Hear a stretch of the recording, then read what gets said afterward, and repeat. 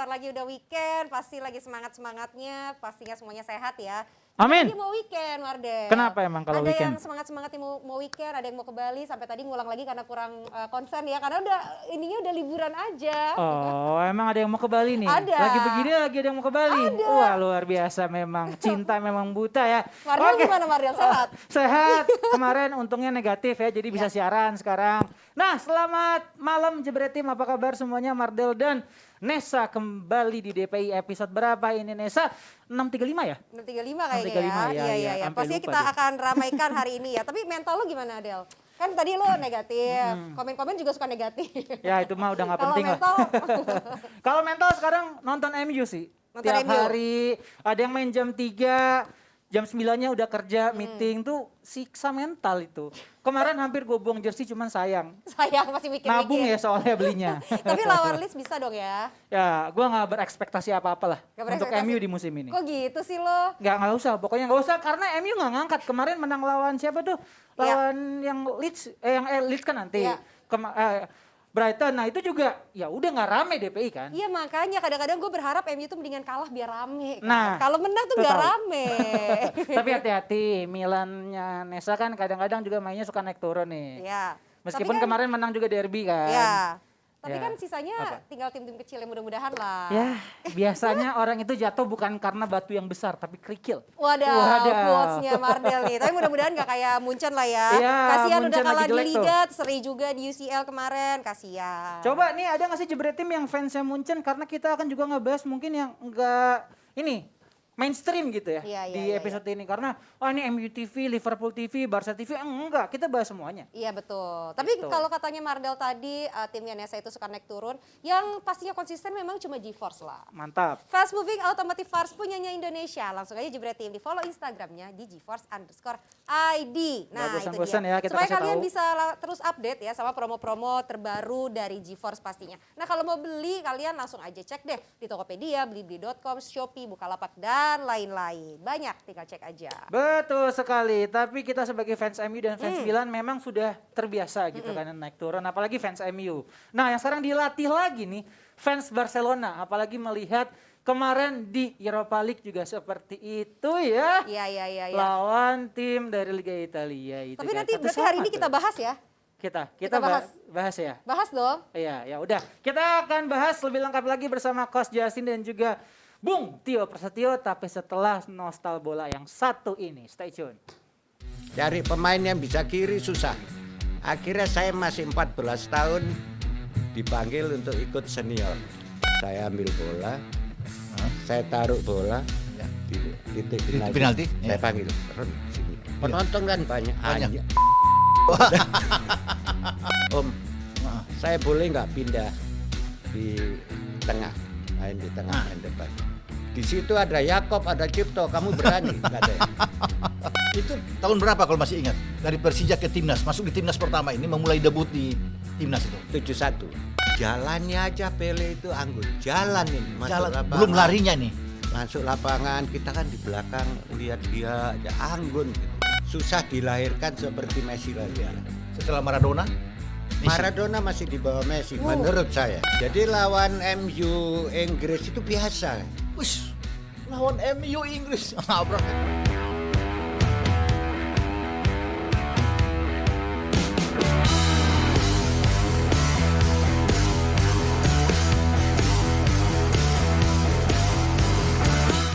Nostal bola bersama Bapak Rizdianto, legend Indonesia yang pernah ngejebol gawang MU dan katanya MU biasa aja. Udah saksikan lengkapnya semuanya di Jebret Media TV. Malam hari ini Mardel spesial bersama Koci dan juga Abang Tio Prasetyo Utomo. Ini dari zaman-zaman radio dahulu kala saya dibawa oleh dia nih. Buat sedikit ngasih tahu dulu ketemunya awal sama Mas Tio juga gimana. Nah, malam hari ini tanpa berpanjang lebar lagi, Jebret Tim kita akan ngebahas dari Barcelona terlebih dahulu sebelum ke Koci. Tio, gimana ya? Lo ngelihat Barcelona semalam mainnya seperti itu dan Coach juga di Twitternya kan ngamuk-ngamuk tuh semalam tuh. Ya kalau jadi fans kayak Coach gitu ngeliat Barcelona main lawan Napoli semalam sih pasti kesel lah. Lo kalau MU banyak peluang terus nggak gol juga pengen bunuh orang. Ya sama lah. Jadi saya sebenarnya bisa merasakan kalau misalkan tim lo peluangnya banyak banget tapi ujung-ujungnya satu sama itu tuh ngeselin sih emang. Ngeselin. Kalau MU udah biasa. Iya udah biasa, udah mulai kayak ya udahlah Coach ya. Sampai maklum, sampai kasihan Coach. Nah, kalau dari Coach sendiri, lo dari pandangan lo yang bisa dikasih lihat ke Jebret Tim seperti apa semalam? Enggak, sebenarnya mereka itu nggak layak main seri. Jadi Of course. definitely layak menang. Karena mereka create banyak peluang. Cuman yang kalau di MU yang miss chances itu kan banyak pemain. Ini Kalau di sini dua. satu doang. Iya. Satu doang, bukan dua, satu. Ferran Torres doang. Oke. Dan yang jadi masalah, dia itu kesalahan yang dia lakukan itu sama, yaitu syuting terlalu tinggi semua. Syuting itu kan teknik ya. Iya. Syuting itu gue masih ingat waktu gue masih ngelatih bocah-bocah kecil itu kita ajarin kan. Syuting itu syuting bola atas gimana, bola bawah gimana. Kalau bola lu ke atas semua, berkali-kali ya something wrong with your technique. Oke. Ngerti nggak? Jadi kayaknya Ferran Torres ini pengen banget membuktikan bahwa dia pembelian yang bagus, bahwa dia bisa bermain bagus, bla bla. Sehingga dia kalau gue bilang kehilangan ketenangan, kehilangan coolness-nya, composure. Iya. Kehilangan composure bahwa dia seolah-olah ingin semua buru-buru. Padahal sama sekali nggak perlu. Gini lah Kak. Kalau dia bilang pemain jelek ya bullshit lah. Dia udah membuktikan bahkan sampai ke timnas Spanyol kan. Cuman memang dalam kasus kayak begini di mana tim ini tidak lagi meningkat, lagi menurun moralnya, dia harusnya bisa menunjukkan bahwa dia nggak boleh keseret gitu loh. Egoismenya itu juga jadi mungkin faktor usia juga kan? Bukan egoisme. Tapi Bukan egoisme. Moralnya Coach ya? Bukan. Lebih kemana? Siapa? Ferran Torres Ferran ya? Torres ya, kan dia pengen ada pembuktian nih, validasi kalau Iya. dia dibeli sama Barca itu Dengan tepat harga kan? tinggi Iya. saya. Itu gue tidak melihat egoisme. Justru ingin bersyukur, rasa bersyukur terhadap Barca memberi dia kepercayaan dibeli dengan harga mahal, padahal Barca nggak ada duit. Jadi ingin mengembalikan. Iya. Kasih terima kasih lah Iya. dan juga Terima kasih, tapi caranya salah. kalau kayak gitu kan dia pasti beban juga kan. Iya. Barcelona lawan Napoli dan Napoli pun juga ya kalau bisa dibilang nyetak gol duluan gitu.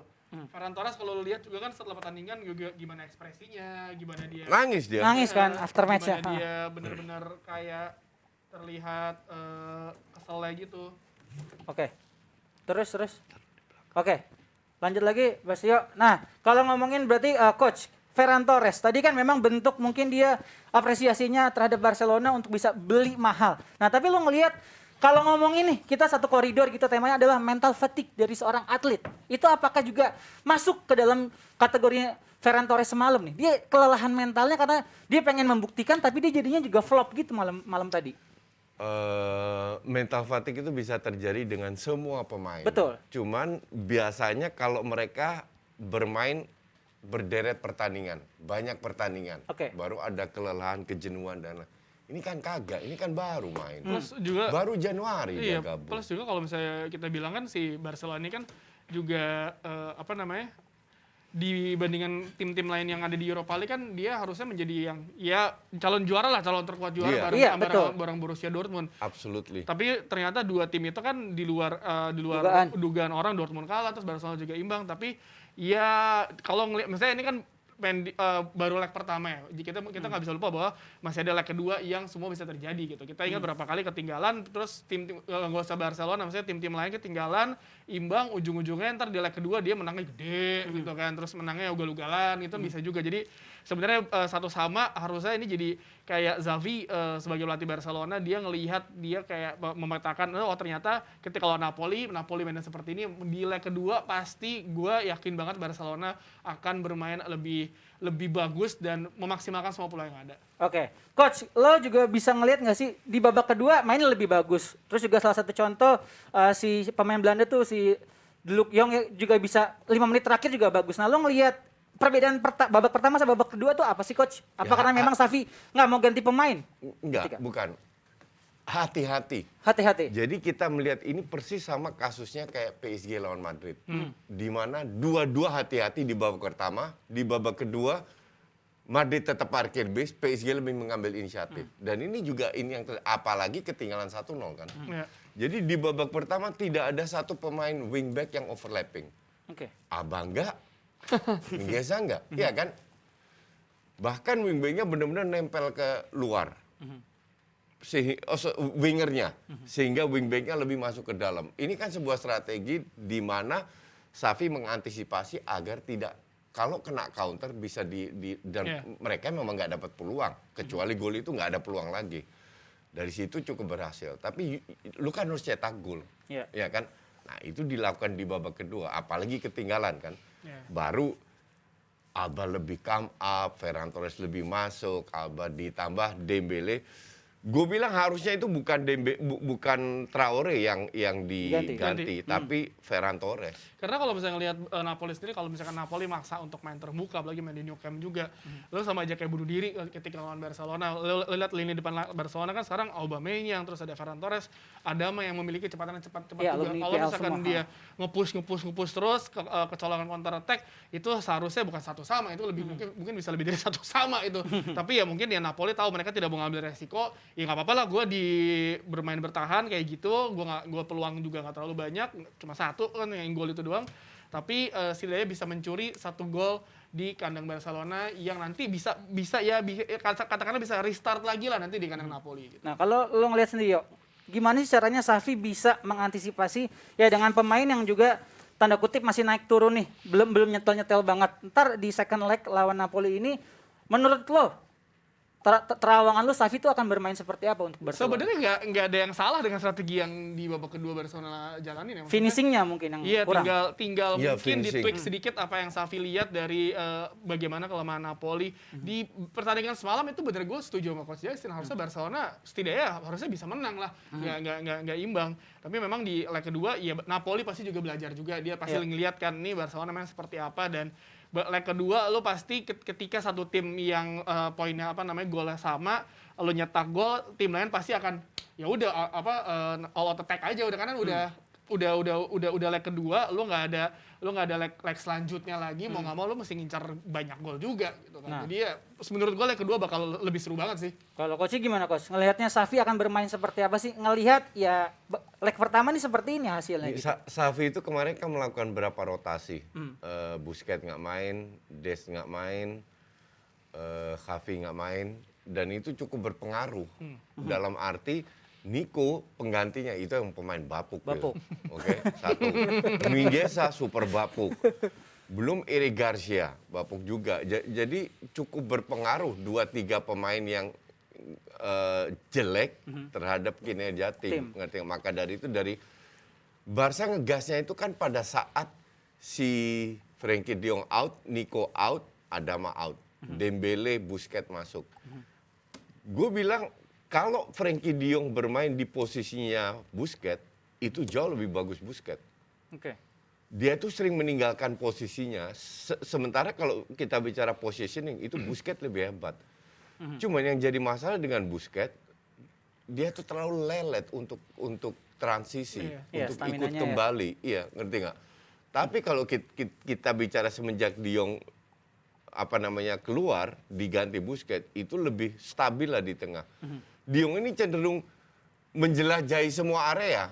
Padahal sebagai DM di Barca lu nggak bisa. Yang menjelajahi area itu harusnya Nico di kiri, si Pedri di kiri, Nico di kanan, ngerti nggak? Tapi apakah kalau kayak gitu udah jadi kebebasan dari Xavi untuk bisa ya udah lo kayak gitu deh main, apa dia memang nggak dengar aja apa kata pelatih? Itu gue nggak tahu. Mungkin bisa jadi free roam dibilang Xavi, karena mungkin dengan 3 gelandang ada di Barcelona, misalnya ketika Frenkie de Jong maju, harusnya kan 2 bisa nge-cover kan. Tapi ya memang ya ketika si Busquets masuk, ya lo tau Busquets kan the best pivot di sepak bola lah ketika dia lagi prime-nya kan, dan membawa sebuah ketenangan bagi semua satu timnya yang ngebuat jadi kestabilan. Napoli pun juga ya udah mau ngapain lagi gitu. Itu yang sebenarnya dibutuhkan, ketenangan dan juga kestabilan di lini tengah kan. Nah, kalau ngomongin individual pemain nih Coach, Ferran Torres apa yang harus dia lakukan gitu ya untuk kayaknya tanda kutipnya muhasabah lah biar dia nggak jelek lagi.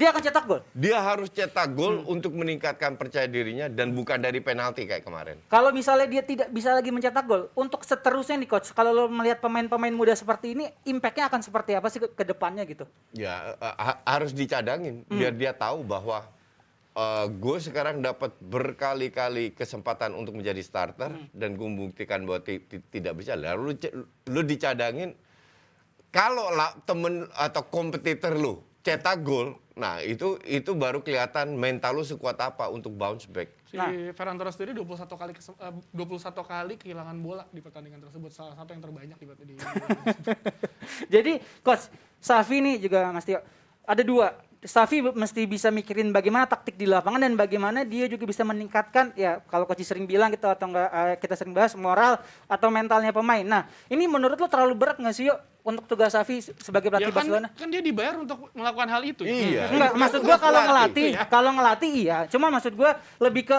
semua orang tuh punya masalahnya masing-masing dalam dirinya gini, gitu loh. Kalau misalnya ada, saya gue sebagai pemain Barcelona, pemain muda, gue dilatih sama Xavi, gue pasti kayak, buset ini legend gue banget nih, dia pasti akan memberikan show some respect kepada seorang Xavi sebagai pelatihnya kan. Legend, ya. Jadi menurut gue kalau ngomongin naikin mental, lu nggak bisa secepat itu karena kita tahu 1,5 musim terakhir Barcelona mentalnya berantakan dirusak oleh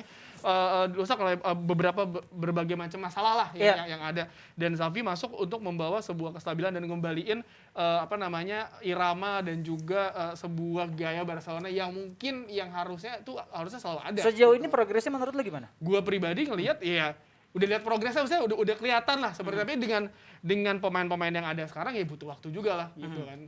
Oke, kalau dari coach tanggapannya gimana? Pertanyaan lu itu terlalu textbook Mardel, karena kalau lu tahu tugas pelatih bukan zaman sekarang. Zaman dulu, zaman gue masih ngelatih, itu bukan hanya ngelatih. Oke. Lu harus kuasai ruang ganti, lu harus bisa jadi psikolog. Jadi pelatih itu bukan cuma ngelatih aja. Orang salah besar kalau melihatnya. Jadi mempersiapkan tim ini secara psikologis, secara mental agar siap di setiap pertandingan. Okay. Bahwa kalau mereka punya ada masalah pribadi dan lain-lain, it happens, dan itu gue mengalami sendiri hal-hal kayak begitu. That's why job pelatih itu agak diremehkan, ngerti nggak? Dalam arti job pelatih itu berat karena lu tidak hanya menguasai teknis, lu harus menguasai non teknis. Oke, memang mungkin sama terdengar textbook, cuman mungkin ada beberapa jebret tim juga yang belum tahu nih coach. Cuman kalau gue bisa gali lebih dalam, kalau dari pelatih sendiri nih, selain tadi ya taktik, mental segala macam, apakah ketika ya gue ngambil case-nya gitu ya kayak Greenwood kemarin juga ada masalah seperti itu di luar sepak bola, nah impact-nya ke dalam tim itu, pelatih itu harus bisa seperti apa sih coach mempositioningkan dirinya dia ke para pemain? Kalau ada kasus yang dahsyat internal kayak Greenwood, itu definitely tugas pelatih untuk membuat sikon di dalam internal tetap kondusif. Dengan berbicara dengan semua pemain, dengan menjelaskan tanpa menggosip ya. Oke. Menjelaskan sikonnya seperti apa. Dan yang tetap dijaga harus nama besarnya MU.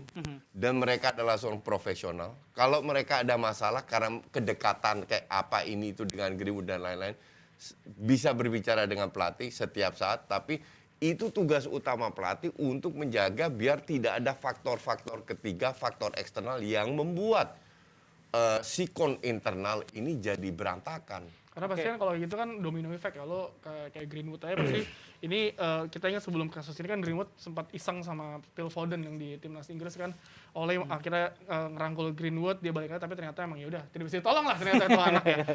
Kasus lagi kalau kita ingat yang dulu kasusnya si John Terry dengan istrinya Wayne Bridge, saat itu pelatih gue lupa Jose Mourinho kalau nggak salah Chelsea, correct me if I'm wrong ya, saat itu pelatih Chelsea, mau nggak mau kan dia juga harus ngerangkul semua ya. John Terry sosok besar di Chelsea, MU ketika itu ada Ryan Giggs yang skandal dengan istri adiknya. Sir Alex Ferguson tuh gue gak kebayang sih mukanya merahnya kayak apaan tahu ketika itu Wayne Rooney tiba-tiba minta cabut. Itu kan Ferguson juga pusing juga kan akhirnya. Jadi misalnya pelatih menjadi corong utama, menjadi dasar dari pemain kalau ketika ada satu pemain yang melakukan kesalahan di luar sepak bola atau dalam ruangan sepak bola, ya mau nggak mau dia harus take action untuk, ya coach Hazard lebih paham lah, pasti timnas futsal pasti banyak pemain-pemain yang ugal-ugalannya ketahan sama galaknya Coach Justin kan. Oke. Gitu. Oke. Nah, coach, tadi gue juga nyambung soal yang Tio bilang ketika Torres kehilangan 21 kali bola di dalam pertandingan kemarin gitu ya. Nah, menurut lo posisi Torres tuh dampaknya apa sih kalau dia terus-terusan seperti itu? Kalau lu kehilangan bola di depan, sebenarnya dampaknya nggak terlalu besar. Oke. Karena masih ada pemain tengah, pemain belakang yang mengcover. Yang repot kan kalau lu kehilangan bola sebagai pemain belakang. Ya kan? Kayak siapa tuh saya tahu kalau tuh. kita bicara dampaknya itu nggak ada. Cuman memang banyak sekali serangan, setengah serangan yang bisa menjadi serangan matang itu hilang. Iya. Jadi dia itu bapuk.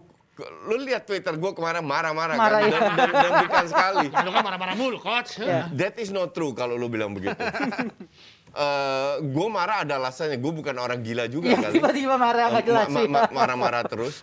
Enggak, gue bilang ya salah satu yang bikin gue marah itu bukan karena dia hanya finishingnya bapuk. Bapuk banget, Tapi iya. ya salah satu itu kehilangan bola, serangan jadi mental. Jadi sayang.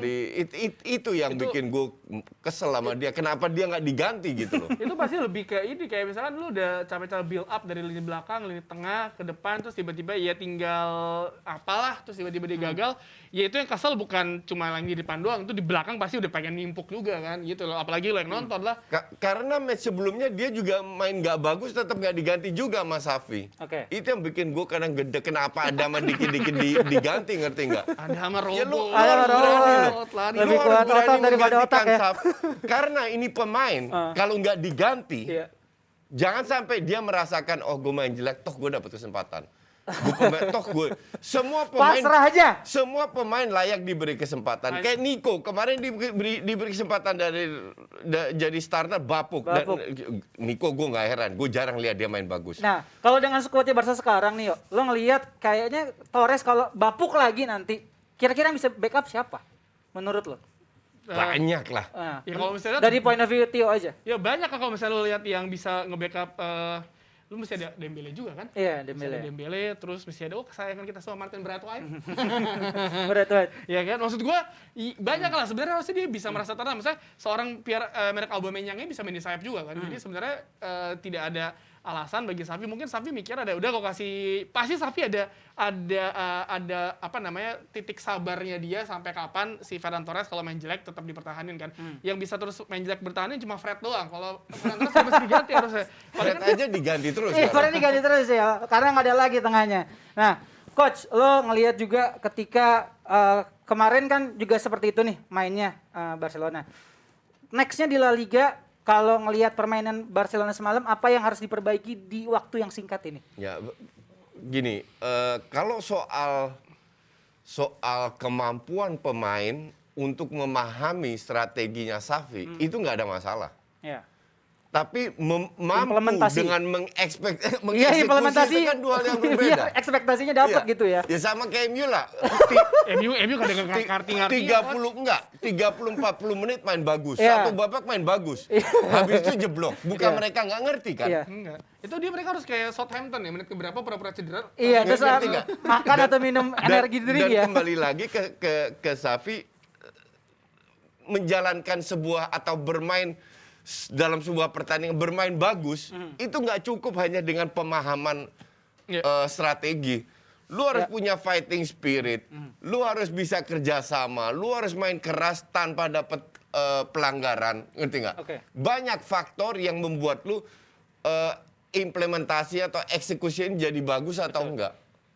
Nah ini yang masih tidak konsisten, tapi nggak heran juga banyak pemain baru masuk. Torres baru, Nico Auba, baru, Adama baru, Ya. Auba baru.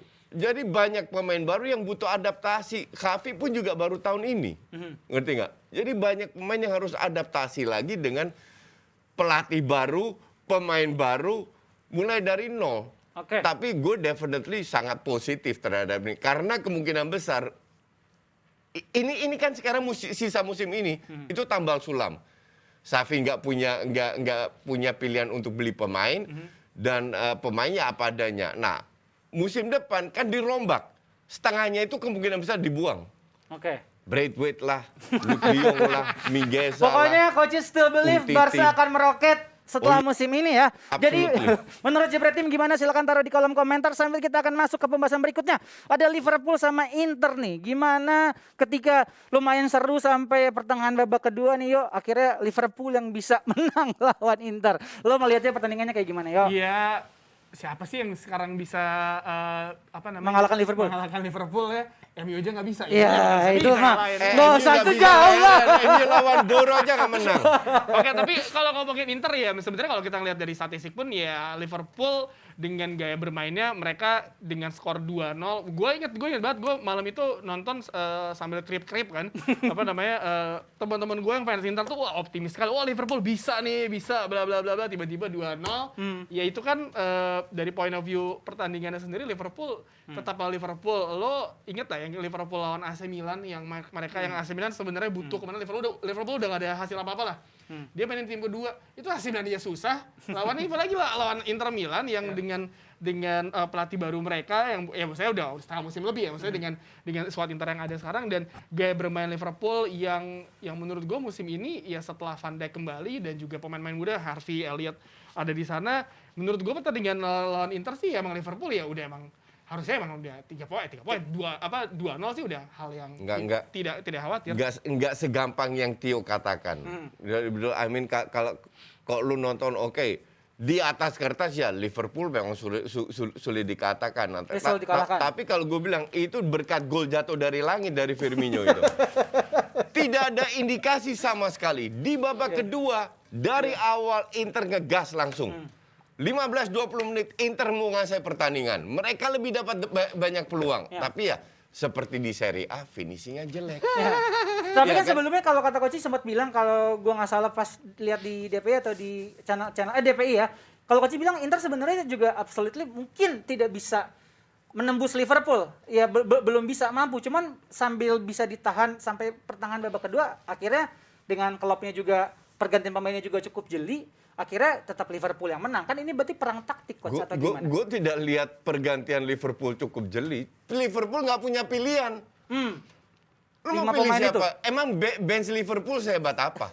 Ngerti nggak? Jadi benchnya Liverpool menurut lu juga nggak terlalu Jota bagus. lagi cedera, kalau nggak salah, ya mau nggak mau Firmino, lu mau masukin siapa? Minimano lu mau masukin. tapi kalau ngomongin Liverpool sendiri kayak misalnya ini ya gue di luar ini ya, maksudnya kalau ngelihat dari tim utama ke tim bench Liverpool itu agak sedikit berbeda, kualitasnya agak sedikit jomplang ya, maksudnya kayak coach bilang ya Firmino bukan pemain yang jelek, maksudnya dia bisa membuka ruang, tapi Liverpool dengan Diogo Jota itu ada salah satu yang terbaik di musim ini karena kecepatan Jota terus juga umpan umpannya.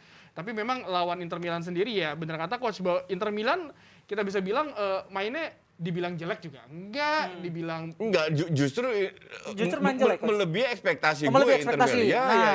Ya. dan harusnya kalau gue pribadi ya itu harusnya enggak 2-0 lah, 1-0 dan di leg kedua harusnya Inter bisa ngejar. Bahkan gue bilang kalau mereka lebih punya killer, the problem mereka nggak punya seorang Salah. Ya. That is the problem. Dia Oke, udah gak punya Lukaku lagi. lu bisa salahkan Simone sebagai pelatih buruk kalau mereka nggak create chances. They create many chances, tapi setengah peluang ini tidak menjadi peluang. Kalau lu lihat di statistik, that's why data itu bullshit. Oke. Shotnya itu lebih banyak Liverpool. Aha, oke.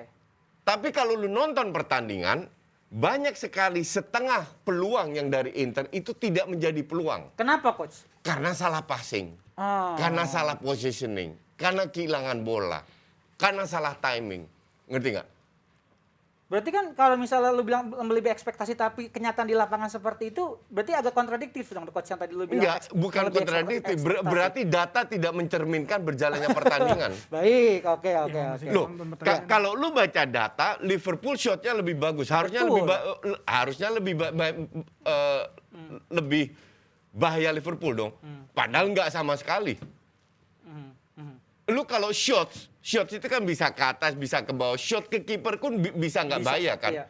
Ngerti nggak? Nah, peluang Inter di depan gawang itu banyak yang bahaya. Cuman gagal karena salah touch, salah ini, salah itu. Padahal kalau sedikit touch-nya atau Dipoles dikit passing-nya ya. nggak kejauhan atau apa, Itu momen yang berbahaya itu lebih banyak Inter daripada. Maka dari itu gue bilang gol ini jatuh dari langit. Kenapa nggak jatuh dari gol pertama ya?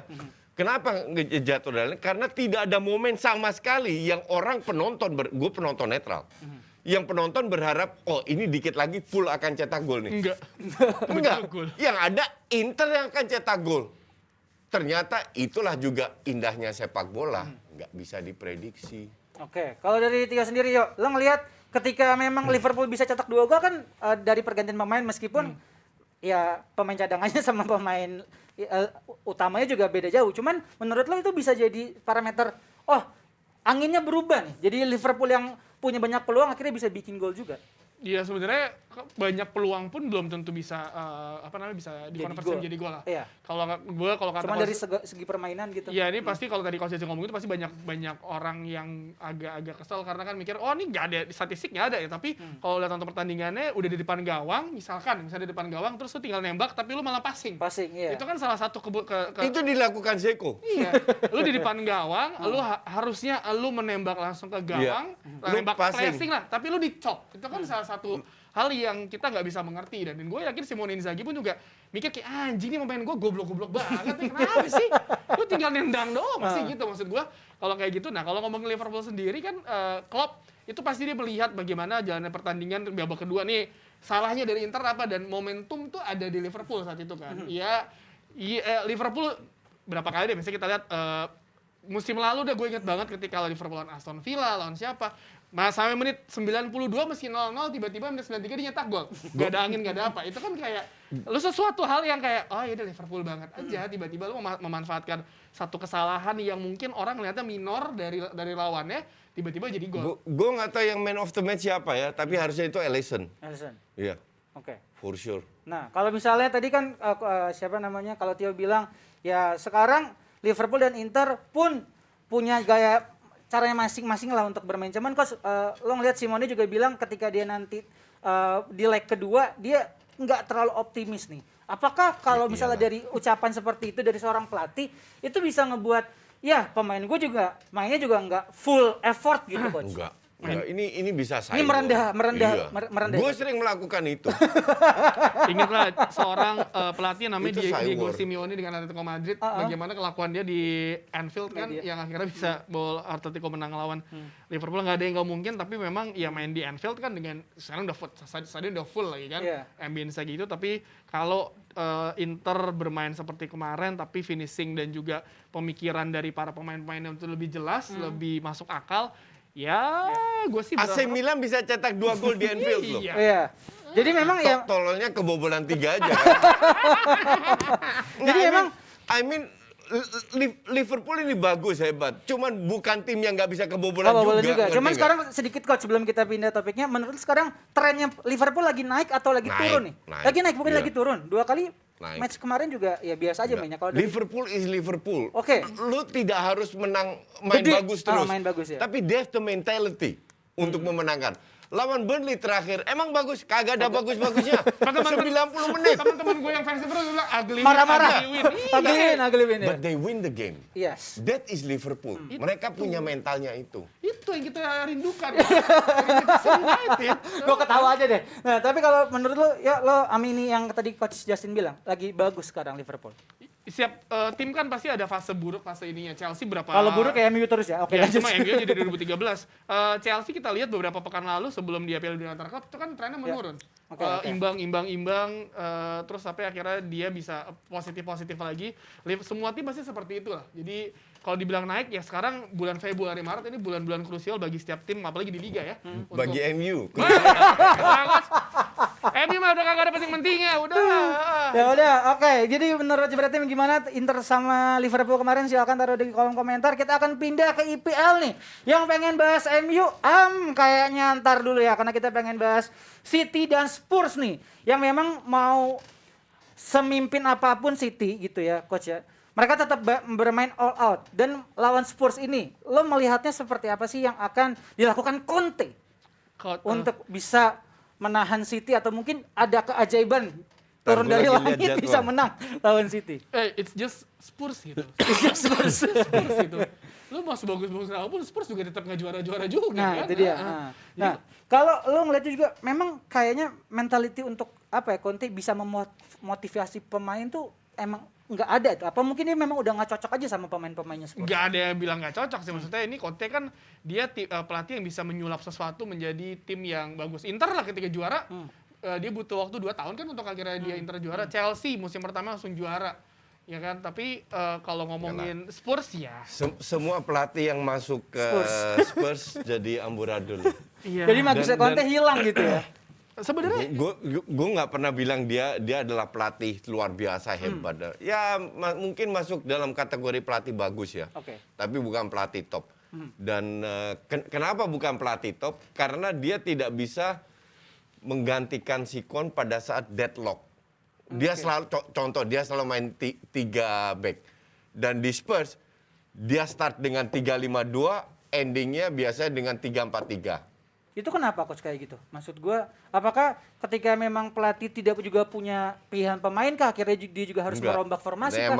Emang ya this is Conte ya gitu-gitu aja. Gitu-gitu aja. Iya. Nah, parameter lo sendiri coach, kalau ngelihat pelatih bagus dan pelatih top itu mungkin bisa kasih tau juga ke Jebret Tim apa sih bedanya biar kita juga lebih dalam gitu Gini ya. Orang selalu tanya sama gue, kan gue yang mulai dengan istilah miskin taktik dan lain-lain, Iya. ya kan? Orang yang tanya, lah Pep juga miskin taktik Oke. karena main itu aja, betul. Tapi main-main itu aja, 5 tahun 4 kali juara IPL. Ngerti nggak? Liverpool itu aja. Liverpool nggak usah berubah. Juara Champions League, 2 kali masuk final Champions League, juara IPL setelah 30 tahun. Yang lu harus rubah adalah contoh kayak Chelsea. Oke. Chelsea terseok, Tuchel masuk, dirubah kan? Ya. 3-4-3. Menang Champions League. Iya. Pada saat menang Champions League harus dirubah. Ya enggak perlu dirubah. Nah sekarang kita, ini pelatih top, pelatih bagus kayak Conte. Lu mulai 4-3-5-2.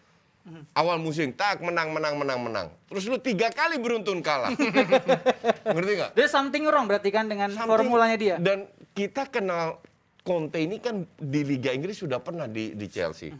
Tahun pertama juara dengan 3-5-2-nya. Habis itu amburadul nggak dirubah juga sama dia. Oke. Ngerti nggak? Nggak dirubah juga. Jadi gue melihatnya, kalau lu bicara City, Liverpool, Chelsea, squadnya itu bagus-bagus. At least 11 starternya itu top semua. Ya, Spurs what do you Spurs expect? kan enggak, ngerti nggak? Spurs kan enggak, ya salah pemain, enggak. Justru lu diminta untuk membuat tim Pemain yang biasa aja. Biasa aja jadi luar sesuatu. biasa. Oke. Nah, Dan apakah Conte sanggup? Kagak. Nah, tadi itu dari Spurs. Dan yuk lo ngelihat City dengan ya mereka juga cukup pede lah gitu dengan permainan mereka. Lo ngelihatnya Pep dan anak-anak asuhannya seperti apa sih? ya, Theo? kemarin lawan di Championnya menangnya 5-0 kan. Terus Iya. Pep juga mesti marah ke anak-anak. Kayaknya mesti marah. Nggak pernah puas? Nggak pernah puas ya. Itulah Pep bagaimana dia membuat timnya menjadi bermain sesuai apa yang dia mau.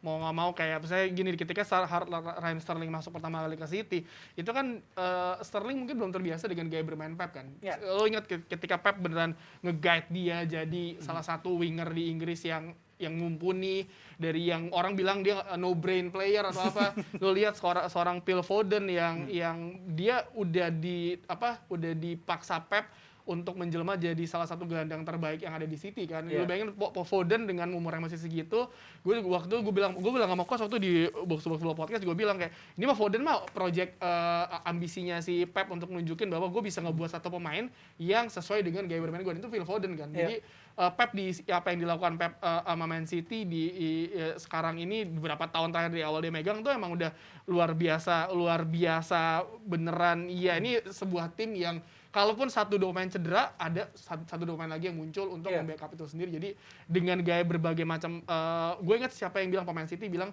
ketika masuk ke lapangan Pep itu memiliki daftar 8-10 strategi yang berbeda yang bisa para pemainnya aplikasikan di lapangan. Kayak lo main American Football. Jadi ada sebuah skema-skema itu yang Pep mau kan. Gitu. Jadi ya setiap pemain mesti memiliki mesti memiliki visi dan juga kepintaran yang kayak misalnya tiba-tiba Pep nih bilang, gue mau tiba-tiba ganti 4-4-2 gitu, lagi main 3-5 udah berubah. Itu kan nggak segampang yang lu kira di lapangan. Tapi pemain-pemainnya ternyata bisa dan sudah terbiasa dengan hal itu. Jadi implementasinya dari taktik seorang Pep Guardiola bisa berhasil sampai sekarang di City. Kita akan lihat, saksikan bagaimana Spurs diayam-ayamin sama City. Oke, Kanesa ada data nih biasanya nih. Ratu data ada apa nih? Hai Om Tio, apa kabar? Bisa aja nih. Ngomongin soal City, ya kemarin ini City itu pesawatnya dari Lisbon nggak bisa mendarat, nggak jadi batal mendarat di Bandara Manchester ya karena terkendala cuaca lagi buruk, anginnya lagi kencang banget. Sampai akhirnya si pilot ini memutuskan harus mendaratnya di Bandara Liverpool. Yang namanya apa Om Tio? Ya apalah itu John Lennon, John Lennon. Airport. Ya itu, ini Mardel cakep loh pintar. Tapi nggak apa-apa lah ya, yang penting kan semuanya sehat-sehat, Man City aman semuanya. Habis ini mau bahas apa lagi Del? Habis ini ada bahas lagi, Brar. Munchen, biar anti mainstream ya. Oke, silakan dilanjutkan. Terima kasih Ratu Data ya. Oke, kita akan ngomongin soal Munchen nih coach. Keplesetnya ambigu ya. Ya udah, coach sampai ketawa loh sama Mas Tio. Oke, coach, balik coach soal Munchen nih coach. Lo ngelihat bagaimana Munchen 2 match terakhir tidak seperti Munchen biasanya. Mas Tio juga ngelihatnya seperti apa nih Munchen? Munchen itu tidak punya bench yang memadai.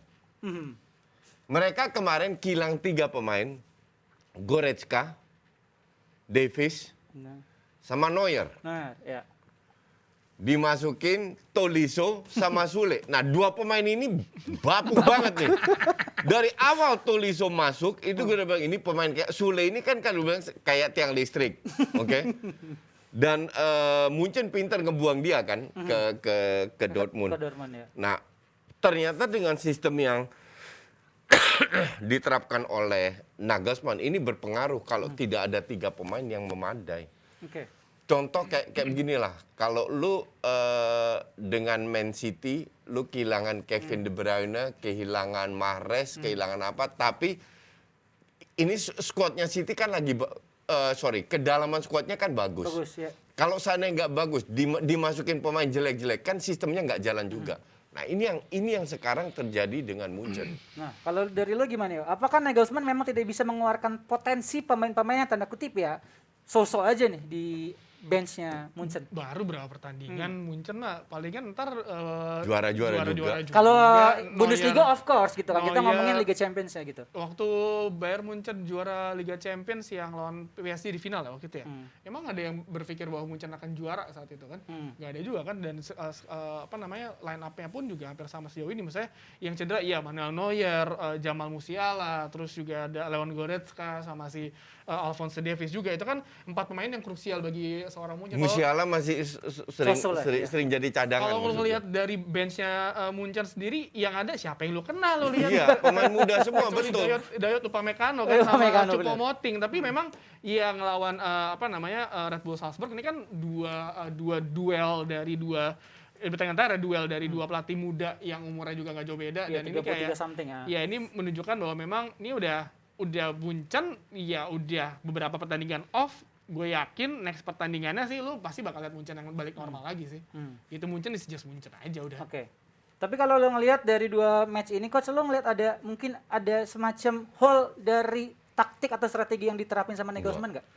Nggak ada. Gini ya, taktik itu kan kembali lagi yang kayak Barca. Apakah mereka paham? Mereka paham karena sudah terbukti mereka sering main bagus. Tapi implementasinya kan? Tapi implementasi dan still manusia, ngerti nggak? Dan Kimmich itu emang partnernya itu si Goretzka. Nggak ada. Ya. Nggak ada. Dan itu cukup berpengaruh. Dan sehebat-hebatnya Herna, akhirnya mereka main dengan 3 back kan kemarin. Yang biasanya dengan 4 karena nggak ada Davies, kurang ada speed, dimainin 3 back. Nah, hal-hal kayak gini itu cukup berpengaruh. Ngerti nggak? Pergantian strategi. But still, kalau dalam sebuah turnamen yang dilihat ujungnya skor. Beda dengan kompetisi jangka panjang. Ngerti nggak? Lu mau kalah lawan Man City. Terakhir sama Bochum untuk kemarin ya. Lu kalah lawan City atau kalah lawan Fulham, sama aja lu kalah 3 poin, ya kan? Tapi kalau ini Liverpool main jelek, tapi you win the game. Yeah, you must Tujuannya win the itu. game, Nah, ya. sekarang juga mereka nggak kalah kan? Mereka away dapat 1 poin, di rumah akan dibungkus itu Salzburg. Ya Oke. baru, karena kalau lihat dari trennya mereka sendiri, ini kalau 2 pertandingan terakhir dua kan kalah dari Bochum, terus imbang lawan Salzburg, sisanya tuh menang ijo semua gitu. Nah, menurut lo kenapa ketika lawan Bochum kalah? Yo, apakah memang itu hanya ups namanya and downs? Bochum, bukan Bochum. Bochum ya. Tuh nih, gua kagak nonton, Mar. Oh iya, kan nonton. jujur nggak apa. Saya mancing gitu. Lawan Bochum kalah, lawan Gladbach kalah di rumah, it happens. Ya. Karena itu lawan Bochum, lawan siapa ya? Gue pernah nonton satu match, itu benar-benar setengahnya cedera. Oke. Lawan Gladbach kalau nggak salah, setengahnya cedera dan mau gimana lagi gitu loh. Jadi Munchen nggak akan berjalan taktik dari Son Nagelsmann ketika memang ada pemain yang cedera gitu, Coach. Nggak butuh waktu lagi. butuh waktu lagi. Seperti Tio tadi katakan, emang di bench siapa aja Lo nggak ada nama-nama yang beneran bisa yang menjadi- bisa sanggup untuk membuat ini. They have to buy players, sesimpel itu. atau enggak ya kalau lo mau maksain dengan pemain muda ya lo butuh waktu lah. Gitu. Kalau Munchen kasarnya kayak Liverpool lah, 11 starter yang main tanpa banyak cedera atau nggak ada cedera, sulit dikalahkan. Oke. Nah, kalau coach ketika ngomongin ya kita tahu juga yuk kayak Niko Kovac ketika ngelatih Munchen juga seperti apa gitu. Menurut lo bakal ada jilid kedua nggak sih dari Niko Kovac di dirinya Enggak lah. Nagelsmann? Enggak lah. Mar, Kenapa? Nagelsmann jauh lebih pintar Karena ini daripada baru 2 Kovac. pertandingan, maksudnya 2 pertandingan orang-orang tiba-tiba udah heboh gitu. Heboh. Dia baru 2 pertandingan, kalau misalkan nanti pertandingan selanjutnya kalah-kalah lagi, nah itu baru pusing deh. Tapi Pusing ya. ini baru 2 pertandingan sih, saya tuh mereka rapornya hijau semua, gitu. Jadi bukan suatu hal yang mesti Khawatirkan terlalu dikhawatirkan oleh parah. Bayern Iya. Munchen. Oke. Kenapa Nes kan? ngapain masuk lagi? Artinya durasi kok. ada durasi. Tapi kita doain lah ya semoga pemain-pemain Munchen ini cepat dapat ritme yang pas lah Amin. buat mereka. Tapi kalau ngomongin pemain-pemain Munchen kemarin ada 3 orang yang katanya diteror ancaman pembunuhan. Waduh. Serem banget sama fans. Berarti emang fans-fans si Munchen ini garang banget ya, pada galak-galak gitu. Lebih galakan mana? Fans Munchen apa fans MU? Lebih galakan Koci sama kita berdua. Iya, Coba kalau iya, tadi iya. Intan yang salah, pasti aku ajarin ya ngomongnya gini Intan gitu. Oh Kalau iya. ngomong gue galak. Aduh, kesana Oke, lagi. terima kasih banyak Jebret Tim yang udah nonton kita. Ini kita semua udah siap-siap weekendan ya, apalagi Pak Tio banyak acara pasti kalau weekend. Jadi Iya, betul. terima kasih banyak Jebret Tim, happy weekend. Thank you. Sampai ketemu lagi.